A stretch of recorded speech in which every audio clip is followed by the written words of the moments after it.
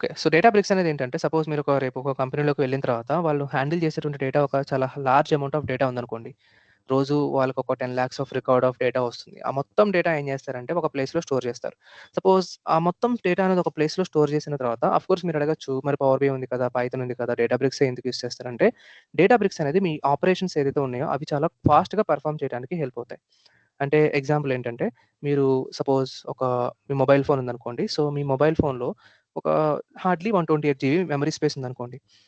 మీరు ఒక 120 జీబీ వరకు స్టోర్ చేసేసరికి మీ మొబైల్ స్లో అవ్వటం స్టార్ట్ అవుతుంది. అది మీరు అబ్జర్వ్ చేసే ఉంటారు కదా! లేదంటే ఒక యాక్టివిటీ ఒక వర్క్ చేయాలనుకోండి. ఒక small amount of data manage చేయడానికేమో ఒక 1 సెకండ్ టైం పడితే, అదే కైండ్ ఆఫ్ వర్క్ మీరు ఒక big amount of data manage చేయాలంటే ఒక్కొక్కసారి 1 అవర్ ఆఫ్ టైం కూడా పడుతుంది. అంత టైం నేను వెయిట్ చేయలేను కాబట్టి ఫాస్ట్‌గా అవ్వటానికి మనకొక బ్యాక్‌గ్రౌండ్‌లో ఒక ఎన్విరాన్మెంట్ కావాలి. అది మీకు డేటాబ్రిక్స్ ఇస్తుంది.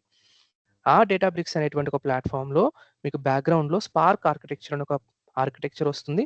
ఆ ఆర్కిటెక్చర్‌లో మనం డేటాతో ఇంటరాక్ట్ అవ్వి క్లీనింగ్ ఆపరేషన్స్ చేయాలన్నా, అనాలిసిస్ చేయాలన్నా పైస్పార్క్ అనే ఒక లాంగ్వేజ్ యూజ్ చేస్తాం.